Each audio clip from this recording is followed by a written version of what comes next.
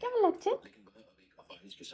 জানো তো, ছোটবেলায় দিদা যখন রান্না করতো, আমি ঠিক এভাবেই পাশে বসে থাকতাম।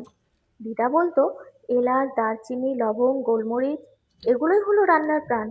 আজ অনেক বছর পর সেই একই মশলা থেতো করতে করতে দিদার কথা খুব মনে পড়ছে। জলটা ফুটছে, আর এই ফুটন্ত জলের শব্দটা শুনলেই আমার কেন জানি না একটা খুব শান্তি লাগে।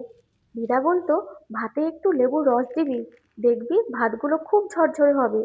সেই টিপসটা আজও আমি ভুলিনি। এই কাজু আর কিশমিশ, এগুলো ছাড়া স্পেশাল রান্নাটা জমে না।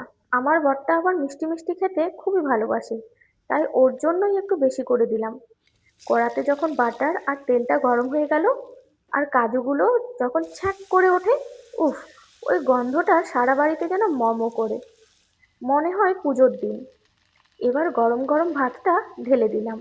হালকা হাতে মেশাতে হয়, না হলে ভাত ভেঙে যাবে।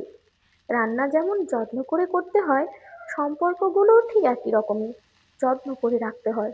ব্যাস, হয়ে গেল গরম গরম স্পেশাল ফ্রাইড রাইস আর সাথে চিকেন কারি। এবার নিয়ে যাই আমার মানুষটার কাছে। সারাদিন অফিস করে এসে ও যখন তৃপ্তি করে খায়, সেই একটা ঢোক গিলেই আমার সব কষ্ট দূর হয়ে যায়। ভালোবাসা মানে বোধহয় এটাই, নিজের হাতে রান্না করে নিজের হাতে খাইয়ে দেওয়া। অল্প করে একটু রাইসটা বেড়ে নিচ্ছি, বরকে খাওয়াবো। দেখি কেমন হয়েছে বলে। দেখতেই পাচ্ছ কত ঝরঝরে হয়েছে।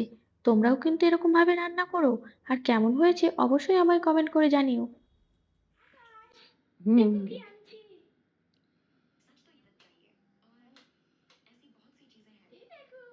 কেমন হয়েছে?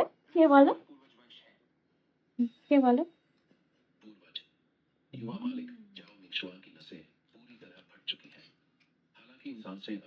কেমন লাগছে?